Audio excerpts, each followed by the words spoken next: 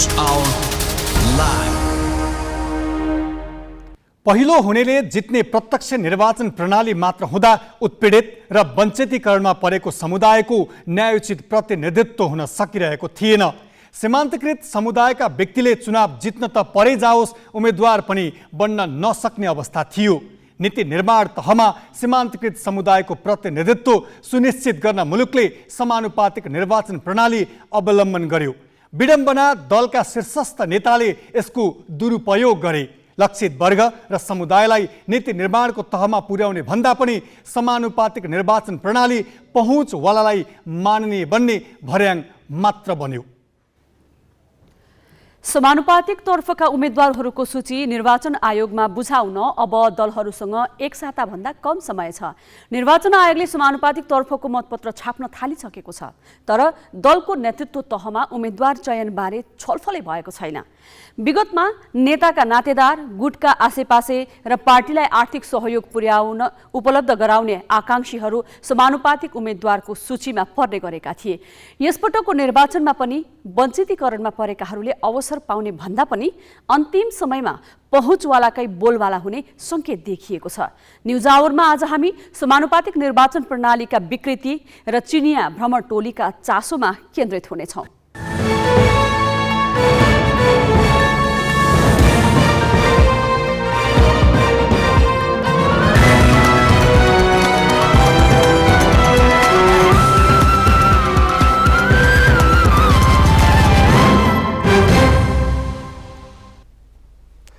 नमस्कार, यो हो ग्यालेक्सी न्युज आवर। अब हेडलाइन्स।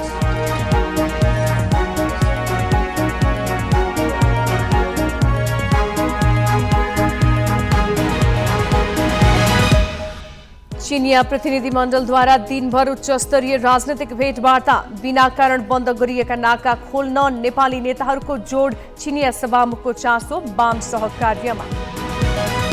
आफ्ना जेठानलाई मन्त्री बनाउनबाट रोक्नु भन्दा भन्दै प्रधानमन्त्रीले बनाइ छाडेको राणाको प्रष्टीकरण, बयान आज पनि सकिएन, पूरक प्रश्नको लागि समितिले फेरि बोलाउने।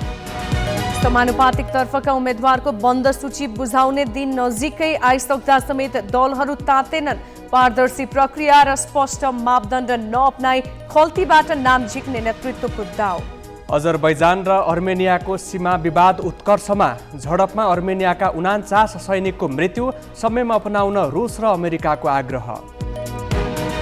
र साफ च्याम्पियनसिपको सेमिफाइनलमा नेपालले भारतको सामना गर्ने, बङ्गलादेशद्वारा भारत 3-0 गोलले पराजित।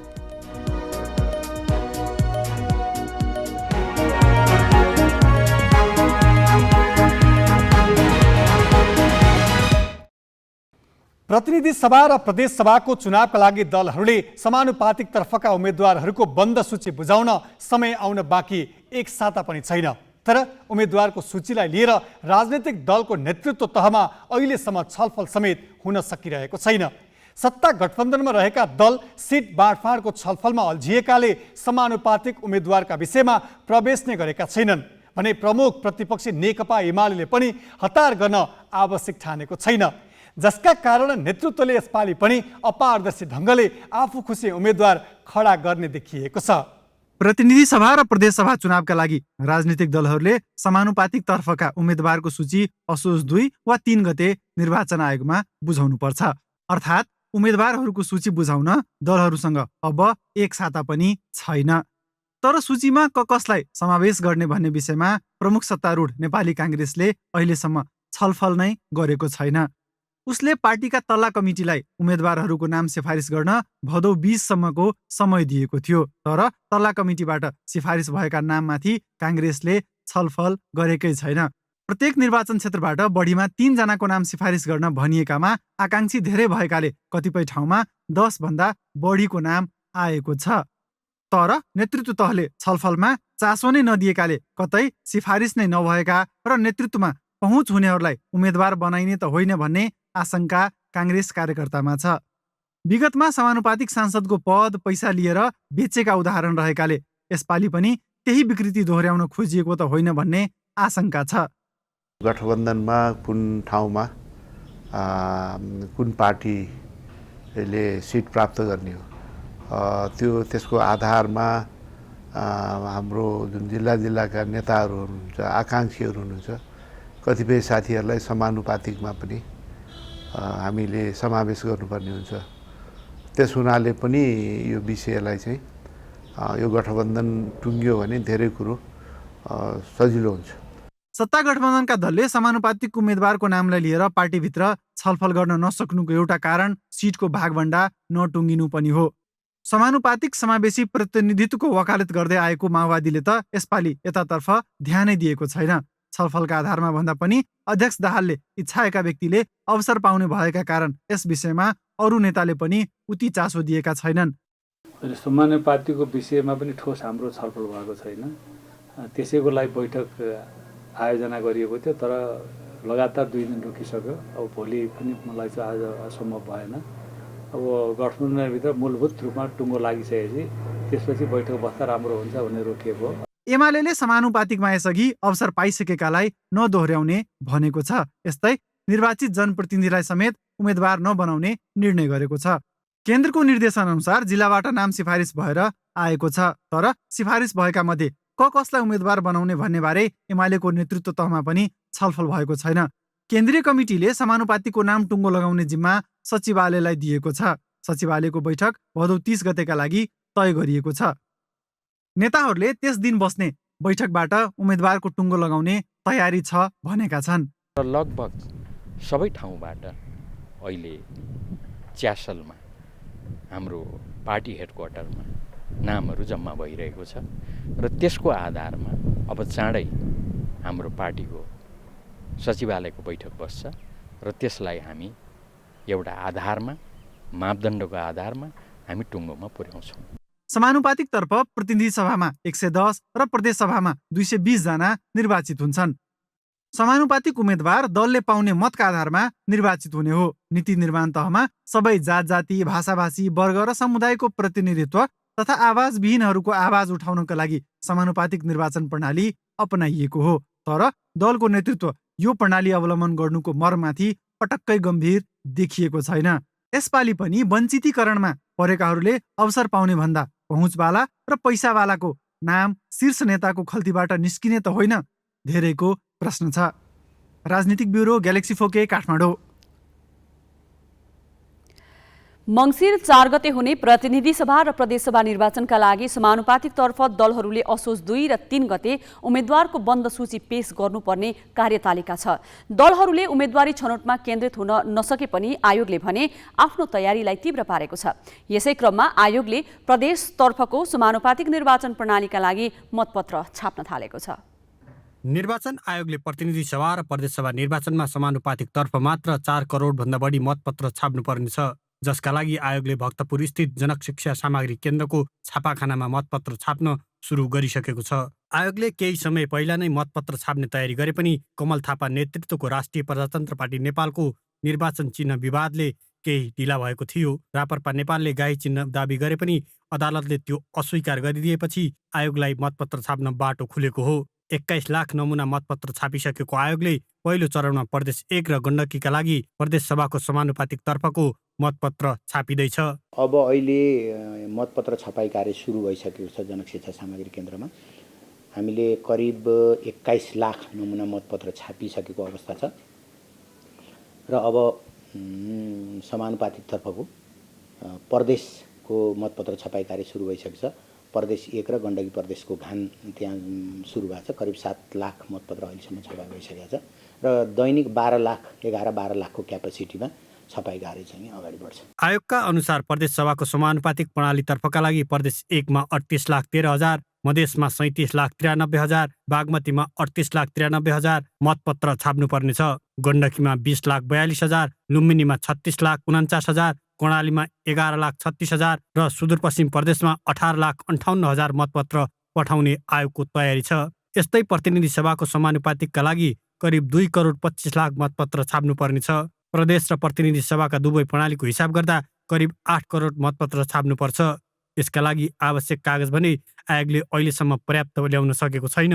स्थानीय निर्वाचनमा मतपत्र छापेर बाँकी रहेको सीमित कागजबाट प्रदेश र प्रतिनिधि सभाका लागि मतपत्र छाप्न सुरु गरिएको आयोगले जनाएको छ। हामीले टेन्डर गरेकोमा पहिलो टेन्डरमा लगत इस्टिमेटभन्दा हाई आयो र रिटेन्डर गऱ्यौँ। रिटेन्डर गरेपछि विधिवत रूपमा परेको सप्लायरसँग सम्झौता भइसकेको छ। उसलाई 20 दिनको टाइम दिएका छौँ हामीले सप्लाई गर्ने। त्यो टाइम बिङ हाम्रो पुरानो स्टक जुन 250 मेट्रिक टन स्थानीय निर्वाचनमा खरिद भएको स्टक थियो मौजदार, त्यसबाट काम सुरु भएको छ अहिले। जनक शिक्षा सामरिक केन्द्रको छापाखानामा दैनिक 12 लाखभन्दा बढी मतपत्र छाप्ने क्षमता छ। 1.5 महिनामा सबै मतपत्र छापिसक्ने आयोगको तयारी छ। क्यामेरामा सञ्जय घिमिरेका साथ अङ्गराज नेउपाने, ग्यालेक्सी फोके, काठमाडौँ। यसै सन्दर्भमा हामीले विश्लेषक चन्द्र किशोरलाई के समानुपातिक निर्वाचन प्रणालीबाट सीमान्तकृत समुदायको राजनीतिक पहुँच बढेको छ भनेर सोधेका छौँ। समानुपातिक प्रणाली आफैमा राम्रो हो, त्यो आवश्यक थियो, तर त्यसको प्रयोग दलपतिहरूले आफ्नो इच्छाका व्यक्तिहरूलाई त्यसका आफ्ना स्वार्थहरू पूर्ति गर्नका लागि गर्न थाले। निर्वाचन आयोगमा बुझाइएको जुन सूची हुन्छ त्यो सूचीमा पछाडि परेकाहरू, सूचीको पछाडिका क्रममा रहेकाहरूलाई खल्तीबाट निकालेर अगाडि राख्ने गरियो। जो व्यक्तिहरू चाहिँ साँच्चीकै त्यो वर्ग, त्यो क्षेत्र, त्यो समूह, त्यो जातबाट पर्नुपर्ने नभएर पैसाको लेनदेनका आधारमा, खरिद बिक्रीका आधारमा पनि पर्ने भए। कोही व्यक्तिहरू यस्तो पनि भए कि एउटा दल छोडेर अर्को दलमा पनि समानुपातिकबाट पाए। त्यसको पछाडिको कारण चाहिँ त्यति राम्रो मानिएनन्। कोही कोही व्यक्ति लगातार उनको प्रतिनिधित्व भयो, तर जुन सदनमा, जुन इकाइमा उनको प्रतिनिधित्व भयो त्यहाँ उनका पर्फर्मेन्स चाहिँ, उनको भूमिका प्रभावकारी देखिएनन्। अर्थात् कि तजविजी प्रवृत्ति भयो। यसले जुन किसिमको सामाजिक संरचनालाई, नेपालको विविधतालाई प्रतिनिधित्व गर्नुपर्ने थियो त्यो अनुसार भएनन्। त्यस कारणले एउटा निराशा पनि दियो। जोसँग पैसा छ, पैसा भएकाहरूले यो समानुपातिक प्रणालीको जुन पद हो त्यो पद किन्न सक्ने भए। यो दल नपाए ऊ दलमा, यसरी चाहिँ दलहरू चाहिँ एउटा पसलको रूपमा भए। खरिदारहरू जताजतै छ्यापछ्याप्ती भेट्न थाल्यो। दलहरूभित्रको जुन आन्तरिक लोकतन्त्र छ त्यति अझ पनि पारदर्शी भएको छैन, जवाफदेही भएको छैनन्, सराहना योग्य भएको छैनन्। यो अवस्थामा हामी बढी अपेक्षा गर्न सक्दैनौँ। तर दलभित्र पनि दबाब बढ्दैछन्। हिजो दलहरूकै कारणले जुन किसिमका व्यथितिहरू देखियो, जुन किसिमका विसङ्गतिहरू आए र समानुपातिक प्रतिनिधित्वका खिलाफमा जुन किसिमको एउटा जनमत बन्दै गयो, त्यस कारणले दलहरू पनि दबावमा छन्। आशा गरौँ उहाँहरू पहिलेभन्दा सुधारिएको अवस्थामा प्रस्तुत हुन सक्नुहुन्छ। सीमान्तकृत समुदायलाई नीति निर्माण र शक्ति अभ्यासको मूलधारमा ल्याउन अपनाइएको हो समानुपातिक प्रणाली। यसमा पनि पहुँचवालाकै रजगज हुने हो भने यसले अपेक्षित परिणाम दिने छैन। अब केही न्युज संक्षेपमा। सर्वोच्च अदालतका प्रस्तावित न्यायाधीशको संसदीय सुनवाई प्रक्रिया सुरु भएको छ। संसदीय सुनवाई समितिको आज बसेको बैठकले प्रस्तावित न्यायाधीश विरुद्ध उजुरी आह्वानको निर्णय गरेको छ। समितिले 10 दिनको समय दिएर उजुरी आह्वानको निर्णय गरेको हो। सर्वोच्च अदालतमा रिक्त न्यायाधीशमा नियुक्तिको लागि न्याय परिषदले एक साता अघि नीता गौतम दीक्षित, विनोद शर्मा र डीएन पराजुलीको नाम सिफारिस गरेको थियो। संसदीय सुनवाईपछि उनीहरूलाई नियुक्तिको बाटो खुल्नेछ। राष्ट्रपति विद्यादेवी भण्डारीले आज 5वटा विधेयक प्रमाणीकरण गरेकी छन्। प्रमाणीकरण गरिएका 5 विधेयकको सूचीमा नागरिकता संशोधन विधेयक भने छैन। नागरिकता विधेयक प्रमाणीकरणको लागि भदौ 20 गते शीतल निवास पुगेको थियो। आफ्नो सन्देश अस्वीकार गरी नागरिकता विधेयक संसदका दुवै सदनबाट दोस्रो पटक जस्ताको तस्तै पारित भएकामा राष्ट्रपतिले सत्तारूढ दलका नेतासँग असन्तुष्टि व्यक्त गरेकी थिइन्।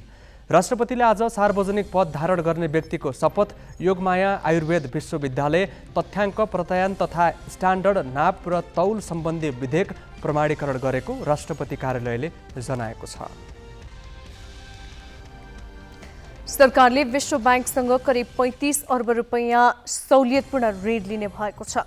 विश्व बैंकसँग ऋण लिनको लागि मन्त्री परिषदले अर्थ मन्त्रालयलाई स्वीकृति दिएको छ। यातायात तथा व्यापार अभिवृद्धि कार्यक्रमको लागि ऋण लिने निर्णय गरेको सरकारका प्रवक्ता ज्ञानेन्द्र बहादुर कार्कीले जानकारी दिएका छन्। यस्तै एसियाली विकास बैंकबाट करिब 1.5 अर्ब रुपैयाँ अनुदान सहायता लिनको लागि मन्त्री परिषदले वार्ता टोली गठन गरेको छ। महिला संरक्षण तथा उत्थान प्रणाली सुदृढीकरण परियोजनाको लागि अनुदान सहायता लिन लागि हो।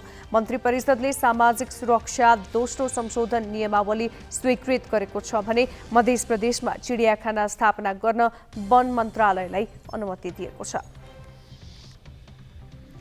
महावीर पुन प्रमुख रहेको राष्ट्रिय आविष्कार केन्द्रले 1 करोड रुपैयाँको पुरस्कार पाएको छ। बीवी फाउन्डेसनले आज काठमाडौँमा एक समारोह गरी आविष्कार केन्द्रलाई भवन कीर्ति रत्न पुरस्कार प्रदान गरेको हो। फाउन्डेसन गैर आवासीय नेपाली सङ्घका पूर्व अध्यक्ष भवन भट्टको संस्था हो। भट्टले गैर आवासीय नेपाली सङ्घको 10औं सम्मेलनका क्रममा हरेक 2 वर्षमा भवन कीर्ति रत्न पुरस्कार दिने घोषणा गरेका थिए। पुरस्कार रकम ग्रहण गर्दै पुनले देशको आर्थिक विकासका लागि सरकारले आविष्कार केन्द्रको सङ्ख्या बढाउनु पर्नेमा जोड दिए।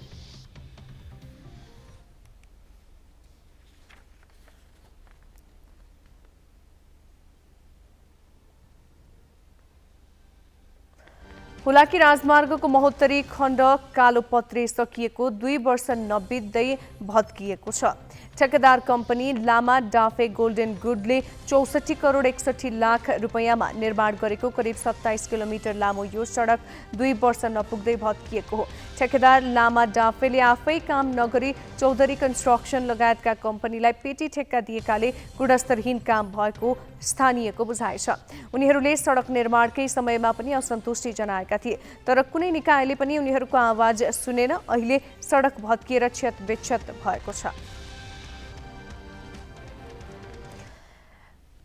अब नेपाल भ्रमणमा रहेको चिनिया सभामुख नेतृत्वको प्रतिनिधि मण्डलले गरेको राजनैतिक भेटवार्ताको श्रृङ्खला सम्बन्धी प्रसङ्ग साजना तामाङबाट। चीनले नेपालमा आफू विरोधी गतिविधि नहोस् भन्ने प्रतिबद्धता खोजेको छ। नेपाल भ्रमणमा रहेका चिनिया कम्युनिस्ट पार्टीका तेस्रो वरियताका नेता ली चान्सुले आज दिनभर राजनैतिक भेटवार्ता गरेर नेपालमा चीन विरोधी गतिविधि नहोस् भन्ने प्रतिबद्धता खोजेका हुन्। प्रधानमन्त्री शेरबहादुर देउवाले सिंहदरबारमा भएको भेटवार्तामा चान्सुलाई नेपाल एक चीन नीतिप्रति प्रतिबद्ध रहेको जवाफ दिएका छन्। देउवाले नेपालमा चीन विरोधी गतिविधि नहुनेमा समेत आश्वस्त तुल्याएको उनका परराष्ट्र सल्लाहकार अरुण सुवेदीले जानकारी दिए। देउवाले नेपालको आर्थिक सामाजिक क्षेत्रमा लामो समयदेखि चीनले गर्दै आएको सहयोगको प्रशंसा गरे। त्यसअघि चान्सुले परराष्ट्र मन्त्री नारायण खड्कासँग सिंहदरबारमा तथा नेकपा एमालेका अध्यक्ष केपी शर्मा ओली, माओवादी केन्द्रका अध्यक्ष पुष्पकमल दाहाल र राष्ट्रिय सभाका अध्यक्ष गणेश प्रसाद तिमिल सेनासँग संसद भवनमा भेटवार्ता गरेका थिए। उनीहरू सबैले चान्सुसँग रसुवागढी र तातोपानी नाकाको अवरोध हटाउन आग्रह गरेका छन्। यी दुवै नाकामा चीनको अवरोधका कारण नेपाली व्यापारीका सामान अलपत्र छन्। नेपाली नेताहरूले नाकामा सहजै ओहोर दोहोरको व्यवस्था नहुँदा दुई देशको व्यापारमा असर परेको बताएका थिए। जवाफमा चान्सुले नाकाको अवरोध हटाउन पहल गर्ने प्रतिबद्धता जनाएका थिए। ओलीले आफू प्रधानमन्त्री भएका बखत नेपाल चीन सम्बन्धलाई रणनीतिक साझेदारीमा विकास गरेको उल्लेख गर्दै यसबाट अपेक्षित लाभ हासिल हुने आशा गरेको बताए। माओवादी केन्द्रका अध्यक्ष दाहालले नेपालको प्राथमिकता प्राप्त क्षेत्रका ठूला आयोजनामा लगानी भित्र्याउन आग्रह गरेको उनको सचिवालयले जनाएको छ।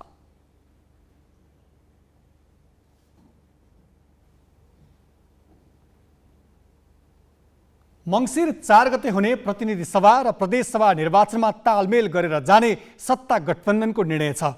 तालमेलका लागि लगातार सिट बाँडफाँडको छलफल गरिरहेको गठबन्धनले ठोस निर्णय भने लिन सकेको छैन। यही बीचमा चिनिया संसदका सभामुख ली चाङसुको नेपाल भ्रमणमा पनि वाम एकताको विषयले प्रवेश गरेको छ। जनकङ्ग्रेस बनिने चिनिया संसदका प्रमुख नेतृत्वको प्रतिनिधि मण्डल सोमबार सांसद र सभामुखसँगको वार्तामा केन्द्रित भयो।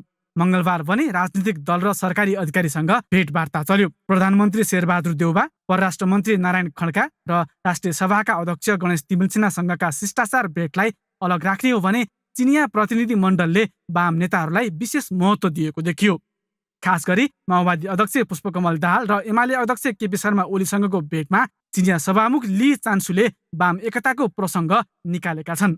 आफ्नो देशमा पनि पहिला विभिन्न चिरामा विभाजित भएको र त्यसो हुँदा धेरै मूल्य चुकाउनु परेको सन्दर्भ उब्काउँदै उनले त्यहाँबाट पाठ सिकेर एकताबद्ध हुँदै समृद्धिको मार्गमा अघि बढ्न सुझाव दिएको नेताहरूले बताएका छन्। उच्च अधिकृतहरूले जब भ्रमण गर्छन् भने त्यसको एउटा अर्थ त त्यसै पनि भइहाल्छ होइन। उनीहरूको उपस्थिति नै पनि एउटा सन्देश हो। उनी अब एउटा सभामुखको हिसाबले भ्रमण गरिरहेका थिए, चिनिया प्रतिनिधि टोलीको नेता। उनीहरूले हामीले एकताबद्ध भएर नै प्रगति गरेका हौँ, चिनले जे जति प्रगति गरेको छ, चिन आज जसरी अगाडि बढेको छ, त्यो चाहिँ हामी एकताबद्ध भएरै अगाडि आएका हौँ भन्ने कुरा चाहिँ गरे। 2074 सालको निर्वाचनमा देशका दुई ठुला वाम दल नेकपा एमाले र माओवादी बीच गठबन्धन भएको थियो। पछि त्यही गठबन्धन एकतामा परिणत भयो र नयाँ पार्टी जन्मियो नेकपा। यसका पछाडि चिनको पहल र प्रेरणा पनि थियो भन्ने धेरै नेताहरूले स्वीकारेका छन्। केपी शर्मा ओली र पुष्पकमल दाहाल बीचको कटुता पार्टी विभाजनसम्म पुग्दा उत्तरी छिमेकी उत्तिकै बेचैन भएको थियो, किनभने विभाजन रोक्न नेपाल स्थित चिनिया दूतावासका अधिकारीको सक्रियता हेर्न लायक थियो।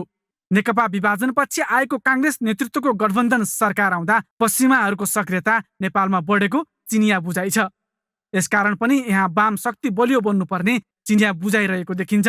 त्यसैले हरेक पटकका प्रतिनिधि मण्डलले वाम सहकार्यमा जोड दिने गरेका छन्। यसलाई नेपाली नेताहरूले पनि सहज सदस्यका रूपमा लिने गरेका छन्। र आफ्नो कुरा राख्ने क्रममा हिमालयभन्दा पारी तपाईँहरूको मित्र र आफ्नै एउटा नजिकको मित्र छ भन्ने कुरा यहाँहरूले जहिलेसुकै हेक्का राख्नुहोस्। हामी त्यही ढङ्गले तपाईँहरूसँग व्यवहार गर्छौँ भन्ने कुरा पनि उहाँले राख्नुभयो। गत वैशाखमा सम्पन्न स्थानीय निर्वाचन अघि चीनबाट वाम शक्तिहरू एक ठाउँमा उभिनुपर्ने सन्देश नआएका होइनन्। नेपालमा बलियो वाम शक्तिको आवश्यकता चिनियाहरूले महसुस गर्दै आएका छन्। यद्यपि उनीहरूको प्रयास सफल हुन सकेको छैन। गठबन्धनमा सिट विवाद बल्झिरहेको समयमा चीनले वामहरू जोड्न गरेको प्रयास कति सफल हुने हो त्यो केही दिनमा नै सतहमा देखिनेछ। नेपाल भ्रमणमा रहेका चिनिया जनकङ्ग्रेसका प्रमुख ली चान्सु नेतृत्वको प्रतिनिधिमण्डल आएकै दिन सोमबार सभामुख अग्नि सापकोटासँग संसद भवनमा औपचारिक भेटवार्ता भयो। चीनको शासन सत्तामा राष्ट्रपति र प्रधानमन्त्री पछिको तेस्रो वरियतामा रहेका चान्सुसँग 6 बुँदे समझदारी भयो। समझदारीका प्राय बुँदा संसदीय साझेदारीसँग सम्बन्धित छन्, तर एउटा बुँदा बीआरआई सम्बन्धी प्रावधानमा केन्द्रित छ। यसले देशको कार्यकारीले जस्तो गरेर संसदको सभामुखले यसरी छिमेकी मुलुकका रणनीतिक कार्यक्रमसँग सम्बन्धित सम्झौता वा सहमति गर्न मिल्छ कि मिल्दैन भन्ने नयाँ बहस सृजना गरेको छ। नेपाल भ्रमणका क्रममा रहेका चिनिया जनकङ्ग्रेस स्थायी समितिका अध्यक्ष ली चान्सु र सभामुख अग्नि सापकोटा बीच सोमबार 6 बुँदे समझदारी पत्रमा हस्ताक्षर भयो। त्यसको 6औं बुँदामा बीआरआई मार्फत दुई देशबीच अन्तर आबद्धता अभिवृद्धि गरी पारस्परिक सहयोगमा सहजीकरण गर्न महत्त्व दिनेछन् भनिएको छ र आलोचनाको बुँदा पनि यही हो। हुन त बुँदामा यसअघि दुई सरकारबीच सहमति भए बमोजिम परियोजना मार्फत कनेक्टिभिटी बढाउन सहजीकरण गर्ने भनिएको छ, तर कतिपयले यसलाई कार्यकारीको कार्यक्षेत्रमा हस्तक्षेप र भोलि आउने सार्वभौम संसदको पनि हात बाँध्ने कदमका रूपमा लिएका छन्। होइन, यो त भन्नु नि व्यवस्थापिकाको चाहिँ अधिकार क्षेत्रको विषय नै होइन। त्यसले गर्दाखेरि भनौँ नि अब सभामुखलाई राम्रो सल्लाह प्राप्त भएन कि उहाँले चाहिँ भन्नु नि कसैसँग सल्लाह लिनु भएन। किन भन्दाखेरि कार्यपालिकाले गर्ने भूमिकामा चाहिँ भनौँ नि अब सभामुखले चाहिँ व्यवस्थापिकाले हस्तक्षेप गर्न मिल्दैन।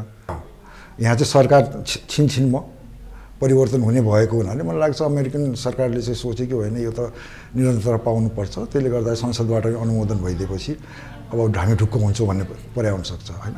त्यसको भनौँ नि छाया चाहिँ यो अहिले जुन सभामुखजीले गर्नुभयो होइन त्यो चाहिँ त्यहाँ प्रतिबिम्बित भएको हो कि।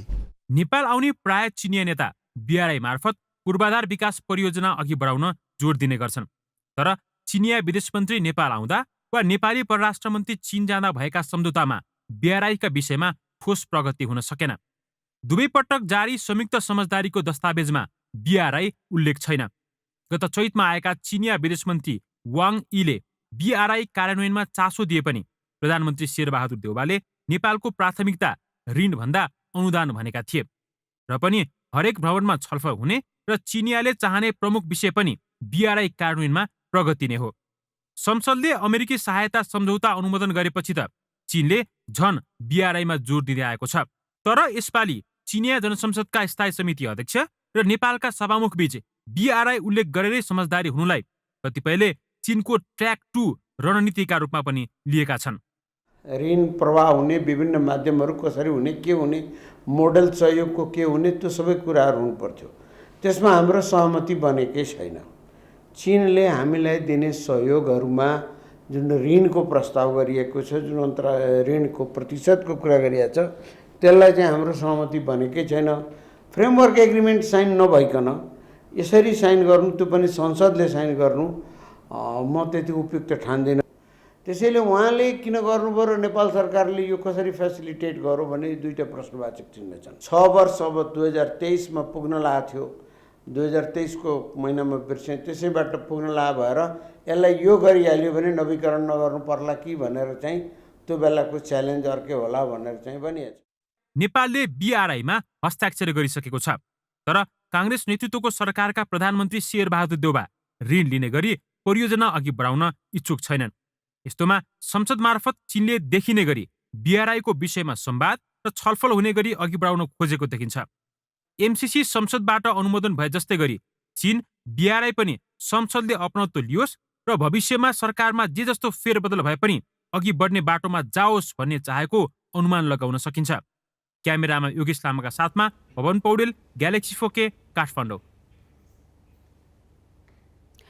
चुनावमा के कस्ता गठबन्धन गर्ने र कुन दल कोसँग मिल्ने भन्ने विषय नेपालको आन्तरिक मामिला हो। विदेशी शक्तिको पहल, प्रेरणा वा सहकार्य, विकास र अरू द्विपक्षीय हितका विषयमा हुनुपर्छ। यसको अग्रसरता सरकारले नै लिनुपर्छ, संसदले कूटनीति सञ्चालन गर्ने होइन। अब केही न्युज संक्षेपमा। माओवादी केन्द्रका सांसद सुदन किरातीले पल पलको मृत्यु पुस्तक लेखेका छन्। सांसद किरातीले भूमिगत समयमा भोगेका त्रसदीपूर्ण घटनालाई समेटेर पुस्तक लेखेका हुन्। आज काठमाडौँमा एक कार्यक्रमका बीच माओवादी केन्द्रका अध्यक्ष पुष्पकमल दाहालले सांसद किरातीको पुस्तक विमोचन गरे। विमोचन अघि भूमिगत समयमा किरातीले भोगेका यातनालाई नाट्य रूपान्तरण गरेर देखाइएको थियो। अजरबैजान र अर्मेनियाको सीमा विवाद उत्कर्षमा पुगेको छ। नार्गोनो काराबाख सीमा विवादले उग्र रूप लिएपछि भएको झडपमा अर्मेनियाका 49 सैनिकको मृत्यु भएको छ। अर्मेनियाका प्रधानमन्त्री निकोल पासिनायनले आज संसदलाई सम्बोधन गर्दै अजरबैजानको सिमानामा भएको झडपमा आफ्ना 49 सैनिकको मृत्यु भएको बताएका छन्। अजरबैजानमा पर्ने झडप भएको क्षेत्रमा केही भूभाग अर्मेनिया समर्थित पृथकतावादी समूहको नियन्त्रणमा रहेको छ। 2 वर्षअघि भएको 6 साता लामो युद्धमा अजरबैजानले नागोर्नो काराबाख क्षेत्रका केही भूभागमा कब्जा जमाएको थियो। त्यो बेला 6600 मानिस मारिएका थिए। यसैबीच रुस र अमेरिकाले संयम अपनाउन अजरबैजान र अर्मेनियालाई आग्रह गरेका छन्। रुसी राष्ट्रपति भ्लादिमिर पुटिनले अर्मेनिया र अजरबैजान बीचको शत्रुता कम गर्न सहयोग गरिरहेको क्रेमलिनका प्रवक्ता दिमित्री पेस्कोभले बताएका छन्।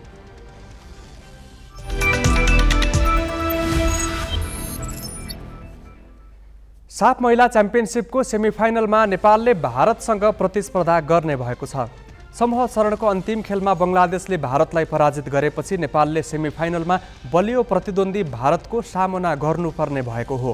दशरथ रङ्गाशालामा आज भएको खेलमा बङ्गलादेशले भारतलाई 3-0 गोलले हरायो। खेलको 12औं मिनटमा सिराट जहान स्वप्नाको गोलमा बङ्गलादेशले अग्रता लिएको थियो। 22औं मिनटमा कृष्णा रानी सरकारले गोल गरिन्।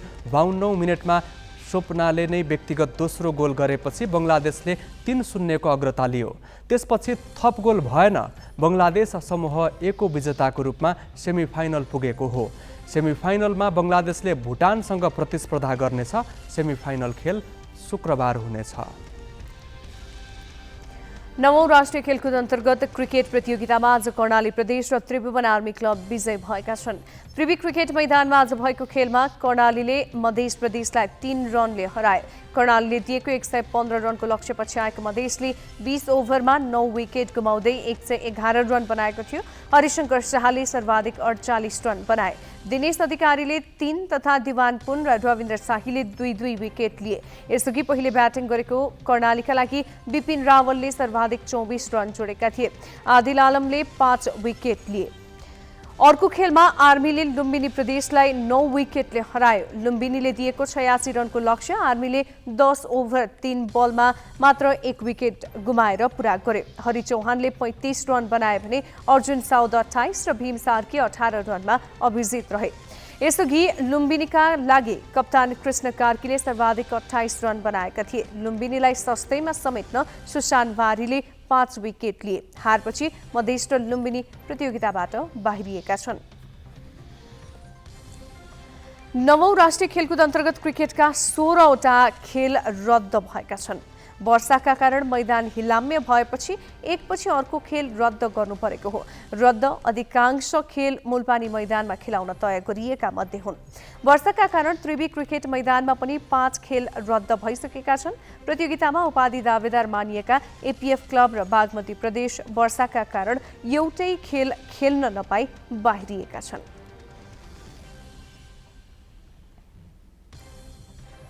च्याम्पियन्स लिगमा समूह चरणका दोस्रो खेल आज सुरु हुँदैछन्। आज राति नेपाली समय अनुसार 10:30 बजे 2 र पौने 1 बजे 5 खेल हुनेछ। प्रिमियर लिग क्लब लिभरपुलले आयाक्ससँग खेल्नेछ। समूह चरणको पहिलो खेलमा लिभरपुल इटालियन क्लब नापोलीसँग 4-1 गोलले पराजित भएको थियो। बार्सिलोनाले जर्मन बुन्डेसलिगा च्याम्पियन बायर्न म्युनिखसँग प्रतिस्पर्धा गर्नेछ। खेल बार्सिलोनाको घरेलु मैदान क्याम्प नाउमा हुनेछ। बार्सिलोनाले पहिलो खेलमा 5-1 को जित निकालेको थियो। बायर्नले इटालियन क्लब मिलानलाई 2-0 ले पराजित गरेको थियो। विक्टोरिया प्लेजलिनले इन्टर मिलान, स्पोर्टिङले टटनहम, पोर्टोले क्लब बर्ग, मार्सियले फ्र्याङ्कफर्ट र लिभरकुसेनले एथलेटिको मड्रिडसँग खेल्नेछन्।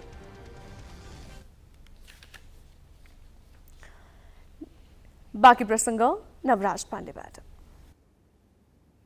निलम्बित प्रधान न्यायाधीश चोलेन्द्र शमशेर राणाको बयान आज पनि टुङ्गिएन। महाअभियोग सिफारिस समितिले 43वटा प्रश्न तय गरेकोमा आज 36औं प्रश्नबाट बयान लिएको थियो।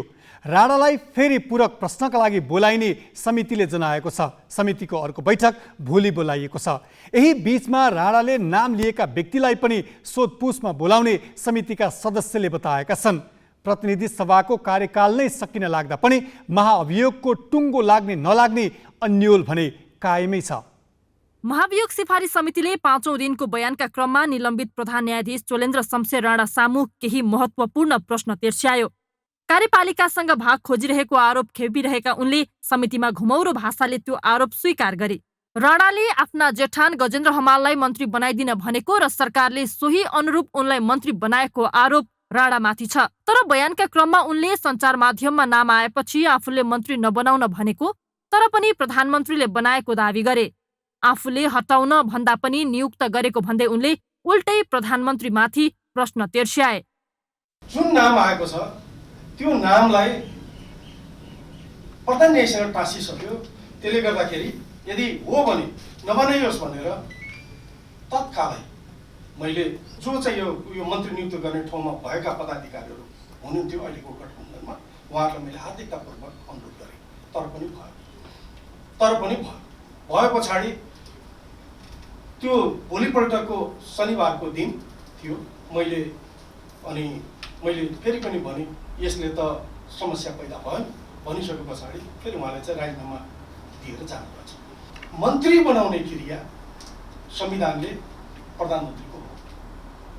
प्रधानमन्त्रीले कसैको दबावमा, कसैको प्रभावमा अनि कसैको अनुरोधमा मन्त्री परिषद गठन गर्नुहुन्छ भन्ने कुरो हामीले कल्पना गर्न सक्छौँ। बयानभर आफ्ना सहकर्मी र अन्य कानुन व्यवसायलाई लाञ्छित गर्ने समय खर्चेका राणाले अन्त्यमा आइपुग्दा परिवारलाई जोडेर सोधिएका प्रश्नमा पुरापुर खण्डनको प्रयास गरे। मुद्दाका झगडियालाई प्रभावमा पारेर श्रीमती रेजी राणा छेत्रीका नाममा ठमेलमा रहेको 40 करोडको घर जग्गा हत्याएको विषयमा समितिले राखेको प्रश्नमा राणाले यस्तो जवाफ दिए।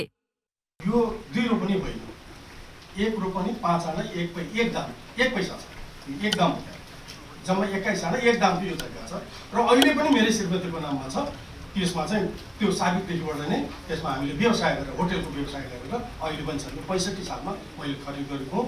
यो जो उचित छ यो बिक्री गरिसक्यो भने यो पनि झुट हो र 2 रोपनी भने यो पनि झुट हो। यो स्रोत चाहिँ मैले आफ्नै कालिका स्थानको मेरो घर जग्गा बिक्री गरेर यो खरिद गरेँ। 43वटा प्रश्न लिएर राणालाई बयानमा बोलाएको समितिले अब राणाले दिएका बयान अध्ययन गर्ने भनेको छ। अध्ययनपछि समितिले पुनः पूरक बयानका लागि राणालाई बोलाउनेछ। यति मात्र होइन, बयानका क्रममा राणाले आरोप लगाएका व्यक्तिहरूलाई समेत समितिले बोलाउने भनेको छ। भोलि बिहान 9 बजेको बैठक पश्चात त्यसमा चाहिँ बुझ्नुपर्ने प्रमाणहरू र बुझ्नुपर्ने त्यहाँ उहाँले विभिन्न यी कागजातहरूमा उल्लेख भएका व्यक्तिहरू अथवा उहाँले बयानका क्रममा उल्लेख गर्नुभएका व्यक्तिहरू लगायतका विषयमा बिहान समितिमा छलफल गरेर कसलाई चाहिँ प्रमाणको रूपमा चाहिँ उहाँहरूलाई चाहिँ यो समितिमा बोलाएर चाहिँ अनुसन्धानको सिलसिलामा बुझ्नुपर्ने कुराहरू बुझ्ने भन्ने निर्णय चाहिँ भोलि बिहानको बैठकले गर्ने भन्ने कुरा भएको छ। राणासँग पूरक प्रश्न र उनले आरोप लगाएकाहरूलाई समेत बोलाएपछि समितिले अन्तिम प्रतिवेदन बनाउने भनेको छ। भए सर्वसम्मत नभए बहुमतीय प्रक्रियाबाट प्रतिवेदन टुङ्ग्याएर सदनमा लैजाने समितिको तयारी छ। त्यसो त महाभियोग सिफारिस समितिका सदस्यहरूले प्रतिनिधि सभाको कार्यकाल छँदै अथवा भनौँ असोज 1 गते अगावै यो विषय अथवा भनौँ यो प्रक्रियालाई टुङ्ग्याएर सदनमा प्रतिवेदन लगेर बुझाउने भनिरहेका छन्। तर सदनमा प्रतिवेदन पेश गर्दैमा यो प्रक्रिया टुङ्गिने अवस्था छैन। नियमावलीले कुनै सदस्यले छानबिनको प्रक्रियामा प्रश्न उठाएर पुनः छानबिनको माग गरे पुनः त्यो प्रतिवेदन समितिमै फिर्ता पठाउन सक्ने अवस्था पनि बन्ने हुन सक्छ र त्यो समितिले 7 दिनको समय पाउँछ। यस्तो अवस्थामा प्रतिनिधि सभाको कार्यकाल छँदै यो महाभियोगको प्रक्रिया अथवा भनौँ यो महाभियोगको विषय टुङ्गोमा पुगिहाल्छ भनेर भन्न सकिने अवस्था छैन। क्यामेरामा सञ्जय घिमिरेका साथमा सृजना घिमिरे, ग्यालेक्सी 4K, काठमाडौँ। काभ्रेको 5 खालमा 31 रोपनीभन्दा बढी सार्वजनिक जग्गा व्यक्तिको नाममा नामसारी भएको विषयमा मालपोत तथा नापी कार्यालय र स्थानीय जनप्रतिनिधिको टोलीले स्थलगत अध्ययन गरेको छ। अख्तियार दुरुपयोग अनुसन्धान आयोगले माग गरे बमोजिमको स्थलगत मुचुल्का सहितको प्रतिवेदन तयार गर्न 5 खाल नगरपालिकाका जनप्रतिनिधि मालपोत र नापीका कर्मचारी सहित फिल्डमा पुगेका हुन्। अरण्यको राजमार्गसँग जोडिएको कित्ता नम्बर 486 को 15 रोपनी 3 आना र कित्ता नम्बर 273 को 16 रोपनी 10 आना जग्गा 2048 सालमा डण्डु प्रसाद अधिकारीको नाममा नामसारी भएको उजुरी परेपछि अख्तियारले स्थलगत मुचुल्का सहितको प्रतिवेदन माग गरेको थियो। माग 16 गते 5 खालका 115 जनाले उजुरी दिएपछि अख्तियारले भदौ 21 गते नगरपालिकालाई प्रतिवेदनको लागि पत्र पठाएको थियो। अख्तियारको पत्रपछि नगरपालिका कार्यालय मालपोत र नापीका कर्मचारी लिएर अध्ययनको लागि 5 खाल गएको हो। उजुरी अनुसार अख्तियारले अनुसन्धान प्रक्रिया अगाडि बढाएपछि स्थानीय उत्साही भएका छन्।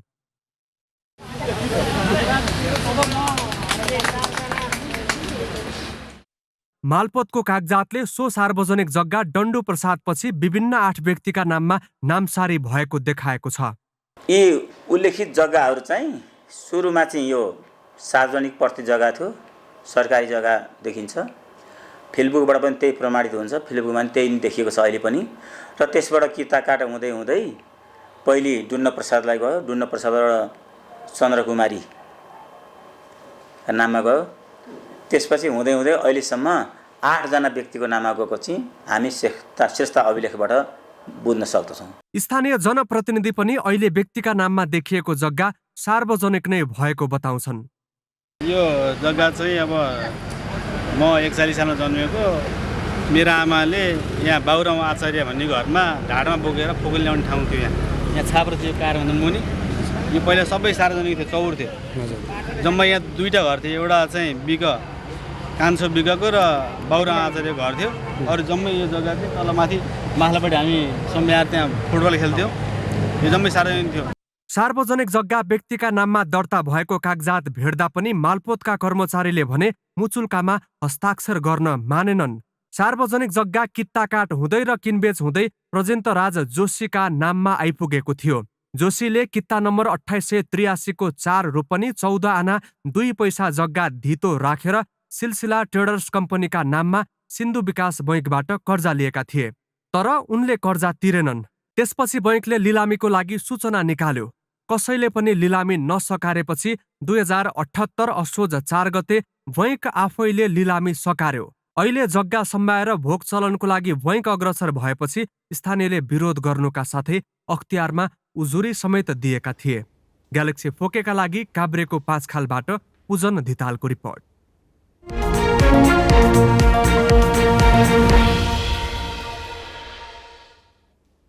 सन् 2021मा संसारभर प्रत्यक्ष विदेशी लगानी अघिल्लो वर्षभन्दा 64% बढेको थियो। विकास उन्मुख मुलुकहरूमा प्रवाह भएको विदेशी लगानी पनि 30% बढेको थियो। एसियाली मुलुकहरूमा संसारको 40% विदेशी लगानी थुप्रिएको छ, तर नेपालमा यस स्तरमा विदेशी लगानी बढ्न सकेन। बरु नेपालमा विदेशी लगानी बोकेर आएका केही कम्पनीले ठूलो पैसा विदेश लगिरहेका छन्। यसले देशलाई विदेशी मुद्राको अभाव भोग्नुपर्ने अवस्थामा पुर्याउन सघाएको छ। राष्ट्र बैंकले मंगलबार सार्वजनिक गरेको प्रतिवेदन अनुसार 2078 असार मसान्तसम्म नेपालमा 2 खर्ब 27 अर्ब 94 करोड प्रत्यक्ष विदेशी लगानी कायम थियो। यसमध्ये 1 खर्ब 22 अर्ब 88 करोड चुक्ता पुँजी र 33 अर्ब 8 करोड ऋणका रूपमा भित्रिएको हो। बाँकी 71 अर्ब 98 करोड भने नेपालभित्रै आर्जन गरेको नाफाको सञ्चित हो।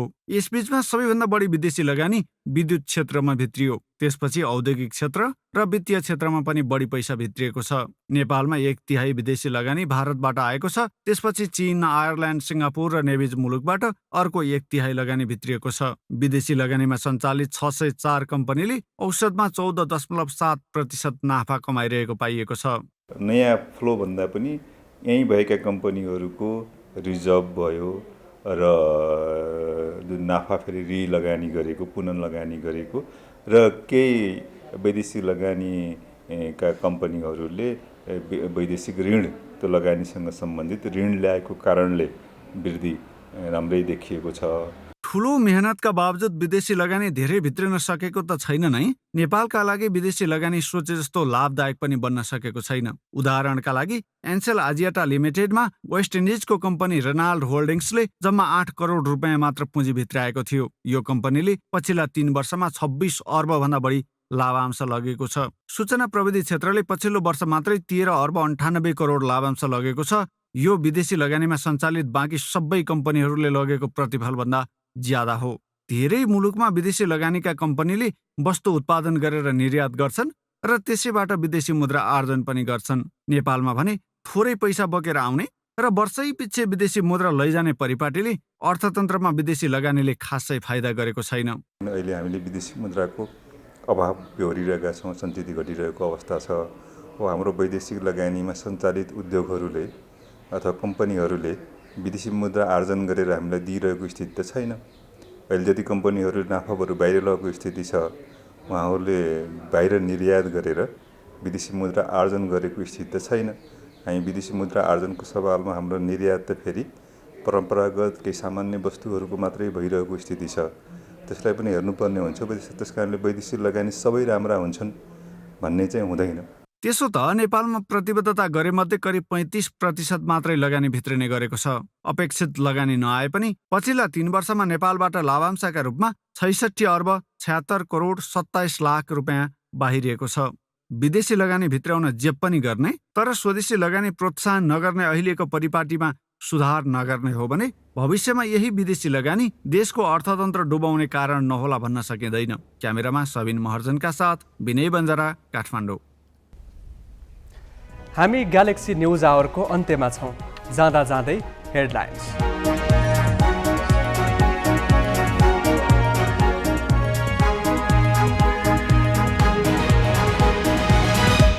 चीनिया प्रतिनिधिमण्डलद्वारा दिनभर उच्चस्तरीय राजनैतिक भेटवार्ता, बिना कारण बन्द गरिएका नाका खोल्न नेपाली नेताहरूको जोड।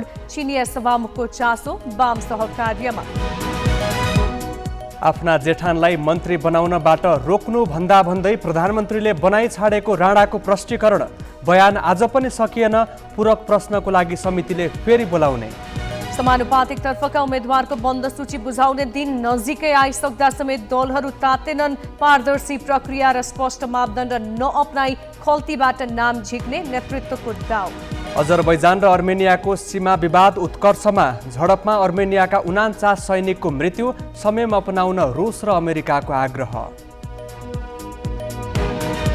र साफ च्याम्पियनसिपको सेमिफाइनलमा नेपालले भारतको सामना गर्ने। बङ्गलादेशद्वारा भारत 3-0 गोलले पराजित।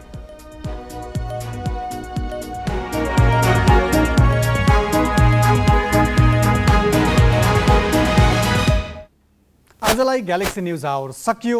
नमस्ते।